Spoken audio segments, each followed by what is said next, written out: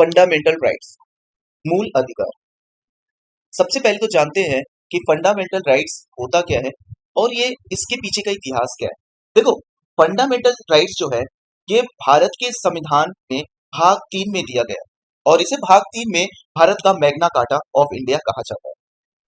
Magna carta एक घोषणा पत्र था, एक चार्टर था जो इंग्लैंड के राजा जॉन ने 15 जून 1215 में इसे एक वहां के नागरिकों के लिए क्या अधिकार देने हैं, क्या उनको स्वतंत्रता देना है, उससे रिलेटेड एक चार्टर बनाया था। ठीक है, ये तो इसके पीछे की हिस्ट्री हो गई। अब भारत में जो फंडामेंटल राइट्स हैं वो बिल्स ऑफ राइट कहा जाता है यूएसए में। भारत का जो फंडामेंटल राइट्स हम भारत में बोलते हैं जिसे, उसे यूएसए में क्या बोलते हैं, उसे यूएसए में बोलते हैं या इंग्लैंड में भी बोलते हैं इसको बिल्स ऑफ राइट। और हमारा जो फंडामेंटल राइट्स है ना वो इसी बिल्स ऑफ राइट से प्रभावित है, मतलब इससे काफी मिलता जुलता है, इससे लिए गए हैं। ठीक है, क्योंकि वहां भी नागरिकों के अधिकार कुछ ऐसे ही है, फंडामेंटल राइट्स ऐसे ही है यूएसए में भी जो हमारे इंडिया में है। ठीक है, तो फंडामेंटल राइट का बेसिकली मतलब ये है कि जहां पे डेमोक्रेसी होता है, जहां पे लोगों के अधिकार हो, वहीं पे डेमोक्रेसी माना जा सकता है। देखो, किसी भी देश में चाहे डेमोक्रेसी हो या ना हो, मैटर ये नहीं करता। मैटर ये करता है कि वहां के लोगों के पास कैसे अधिकार है, क्या वो वहां के लोग स्वतंत्र हैं, क्या वहां के लोग अपने डिसीजन खुद ले पाते हैं, क्या वहां के लोग सरकार की क्रिटिसिज्म कर पाते हैं अगर कुछ गलत हो रहा है तो, क्या उनके पास वो सारे राइट्स हैं कि वो अपने कंट्री में कहीं भी आ जा सके, रह सके। तो फंडामेंटल राइट्स में हम इन्हीं बातों को समझेंगे एक एक करके। देखो, the section of fundamental rights has often be referred to as the conscience of the Indian constitution. मतलब अगर भारत के परिप्रेक्ष्य में देखो ना तो फंडामेंटल राइट्स क्या है, भारत की अंतरात्मा कहा जाता है, अंतरात्मा की आवाज कहा जाता है फंडामेंटल राइट्स को, जिसमें हम अपने नागरिकों के जो अधिकार है उसको सुरक्षित करते हैं, उसको बैलेंस करते हैं, किसके अगेंस्ट में, स्टेट के अगेंस्ट में, जिससे जो स्टेट है वो अपने पावर का गलत इस्तेमाल ना कर सके। देखो, कॉर्नेलियन रूल जब था, जब अंग्रेजों का राज था हमारे देश में, तो उस समय हमें यही सब प्रॉब्लम तो फेस करने पड़े थे। हमारे जो निजी अधिकार थे वो कहाँ रह गए थे, अंग्रेज अपनी मनमानी करते थे। अंग्रेज क्या करते थे, ब्रिटिशर्स क्या करते थे, वो जो उनके ऑफिसर्स होते थे या जो उनके नागरिक होते थे, उन्हें हमेशा इंडियंस से ज्यादा दिखाया गया, वो हमेशा हम इंडियंस के साथ डिस्क्रिमिनेशन करते थे। तो इस तरीके से जो हमारे लोगों के अधिकार थे वो कहीं ना कहीं सेक्रीफाइस हो रहे थे। जब कॉन्स्टिट्यूशन असेंबली में जब बातें हो रही थी कि भाई भारत के लोगों को अब किस तरीके से अधिकार दिया जाए कि अब जो सरकारें बने, चाहे वो स्टेट गवर्नमेंट हो चाहे वो सेंट्रल गवर्नमेंट हो, उनका क्या दायित्व हो, वो किस तरीके से काम करें कि किसी तरीके का डिस्क्रिमिनेशन ना हो हमारी जनता के साथ। तो इन्हीं चीजों को देखते हुए हमने अपने फंडामेंटल राइट्स में ऐसे नागरिकों के नागरिक अधिकार डाले जिन्हें कॉन्स्टिट्यूशन ने सीधे मेंशन कर दिया गया कि भाई इसके साथ, ये अधिकार के साथ नागरिकों का जो है वो कभी ब्रेक नहीं किया जा सकता। मतलब इस अधिकार को ना तो सेंट्रल गवर्नमेंट छीन सकती है, ना ही स्टेट गवर्नमेंट छीन सकती है।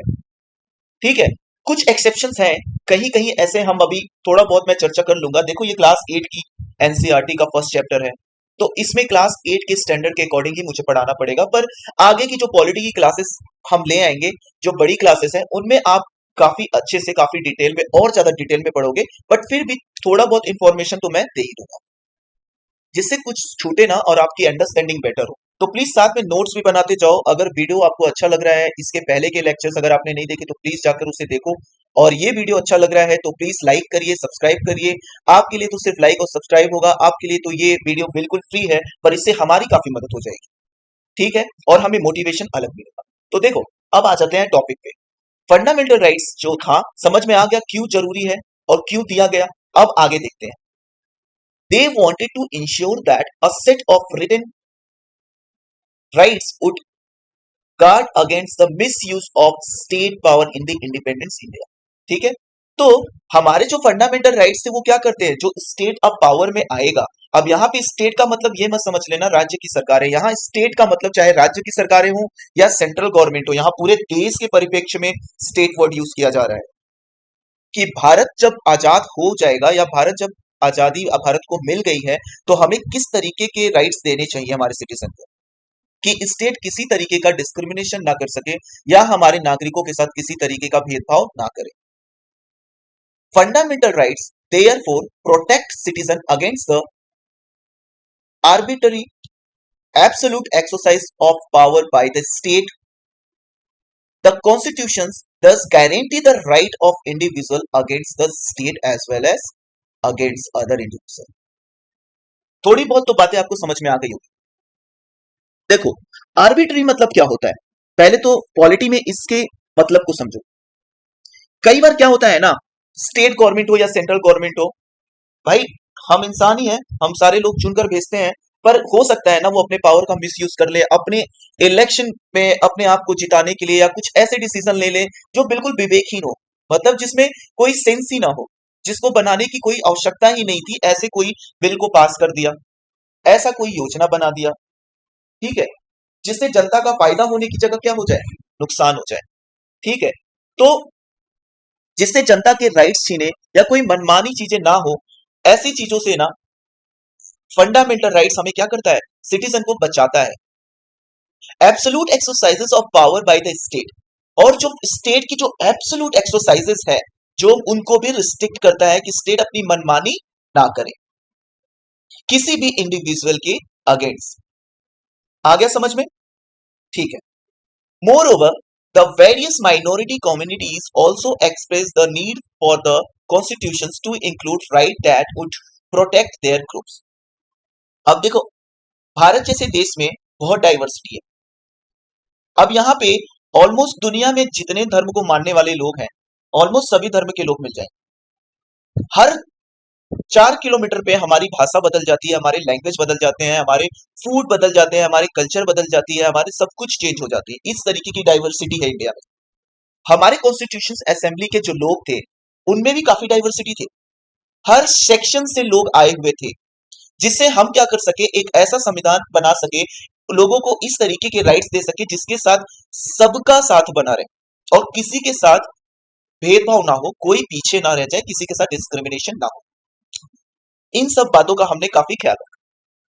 उनमें सबसे जरूरी जो बात थी वो थी माइनॉरिटी की। देखो, माइनॉरिटी जो है ना, उनके साथ ये खतरा तो देखो बना रहता है कि उनके साथ किसी तरीके का भेदभाव ना हो, जो मेजोरिटी में जो लोग हैं वो किसी तरीके का भेदभाव ना करें। अब मेजोरिटी माइनॉरिटी देखो, अगर किसी को नहीं समझ में आ रहा है तो भाई समझ लो, माइनॉरिटी मतलब हो गया वो लोगों की संख्या जो यहाँ पे कम है, मेजोरिटी मतलब उन लोगों की संख्या जो देश में ज्यादा है।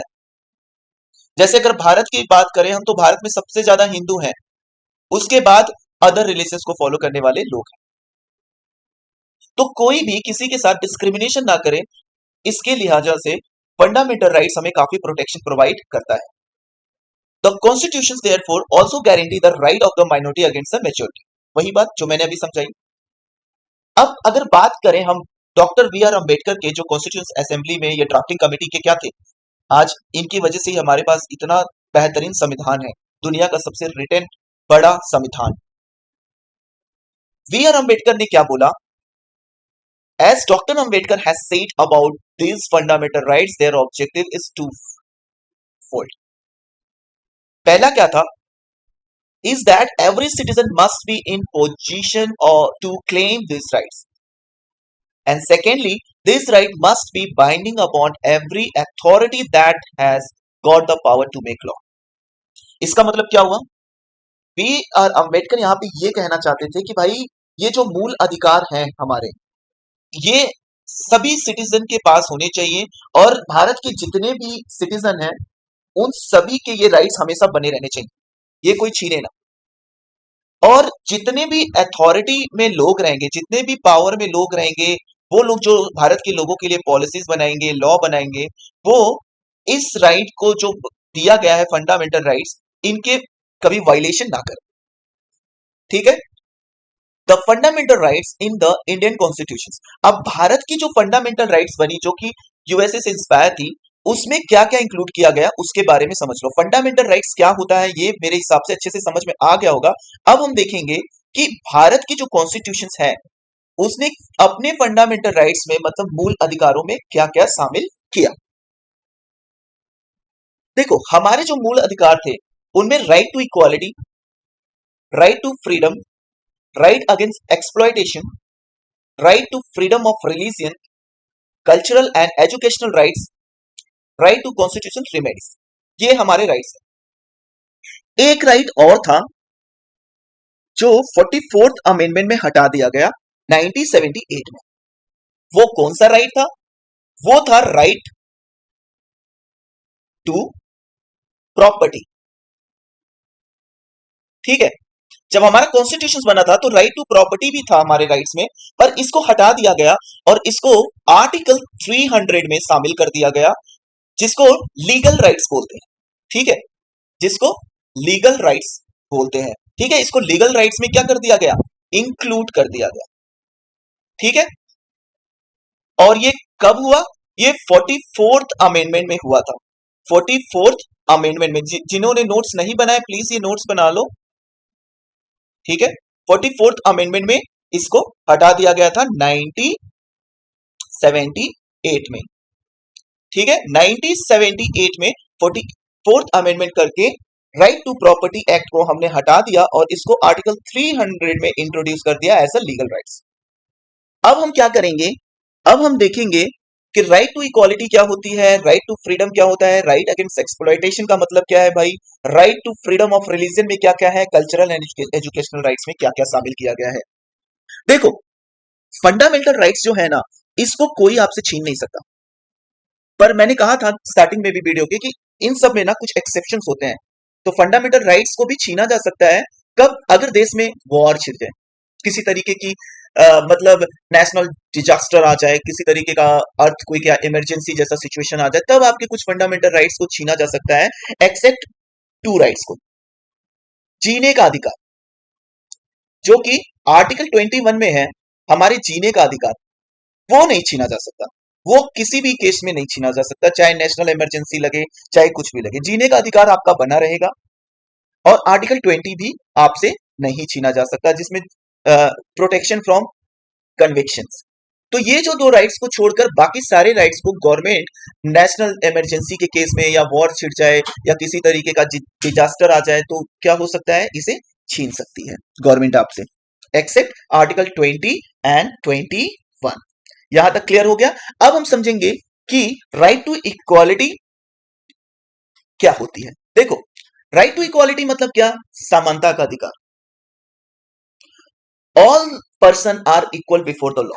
इसका मतलब क्या हुआ कि भाई जितने लोग हैं भारत के अंदर, जितने भी लोग हैं, वो सभी सभी को समानता का अधिकार होगा। उनके साथ किसी तरीके का डिस्क्रिमिनेशन नहीं किया जाएगा। This means that all person shall be equally protected by the law of the country.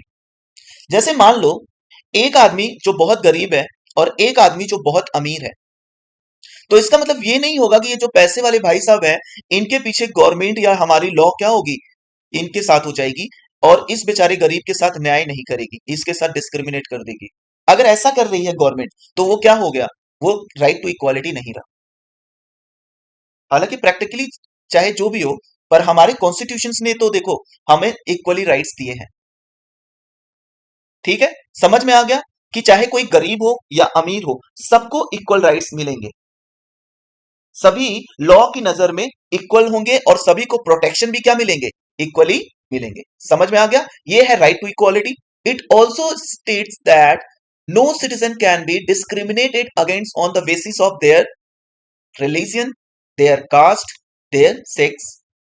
इसका मतलब क्या है कि देश में रहने वाले कोई भी नागरिक, अगर उनका रिलीजन कुछ भी रिलीजन हो, उसके बिहाफ में किसी तरीके का भेदभाव या डिस्क्रिमिनेशन नहीं किया जाएगा।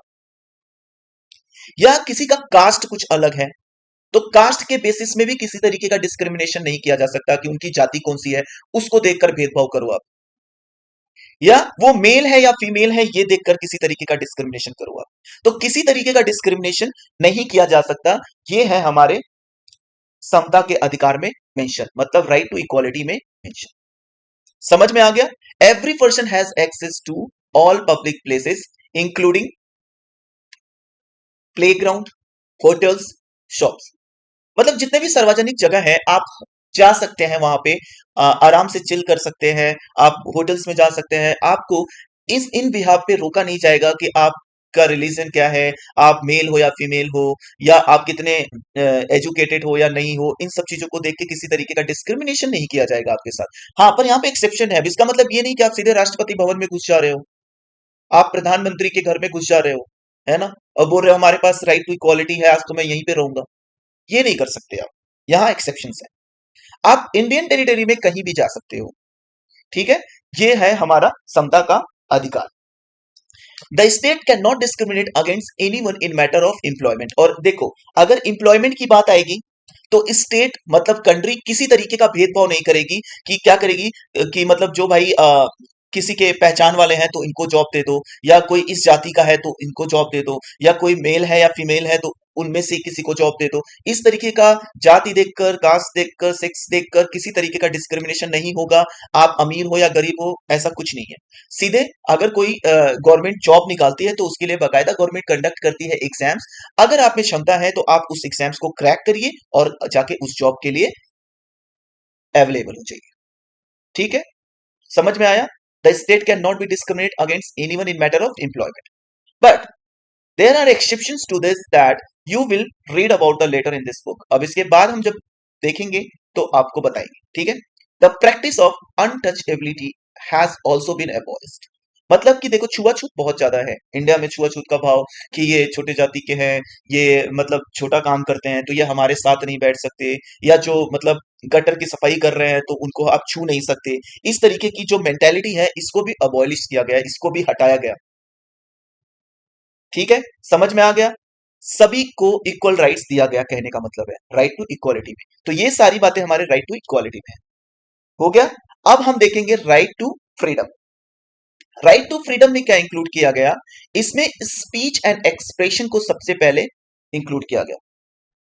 मतलब मतलब कि आपको बोलने का अधिकार है, पर इसका मतलब ये नहीं है, एक्सेप्शन देखो यहां पे भी है।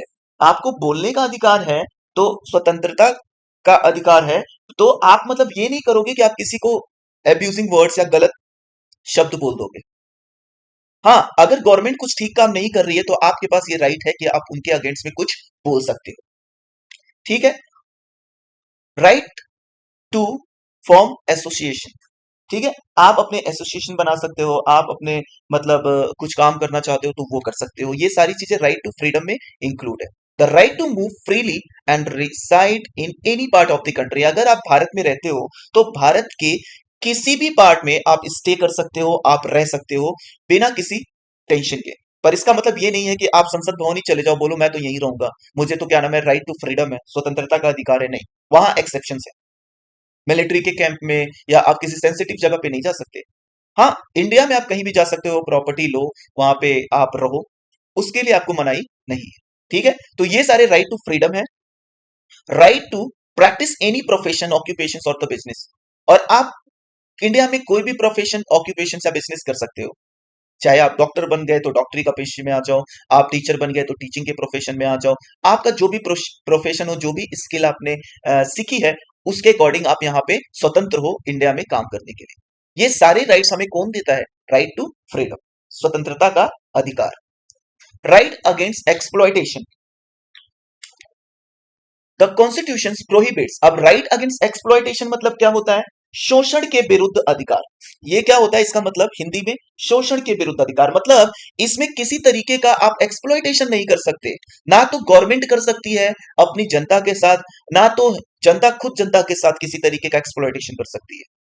जैसे ट्रैफिकिंग होती है ना, तस्करी, कई तरीके की तस्करी होती है। जैसे सोने की स्मगलिंग कर रहे हैं लोग, है ना, चीजों की इधर उधर स्मगलिंग कर रहे हैं, ह्यूमन ट्रैफिकिंग कर रहे हैं, तो ये सब प्रोहिबिशन है। राइट अगेंस्ट एक्सप्लॉयटेशन में इंक्लूड है ये सारा कुछ।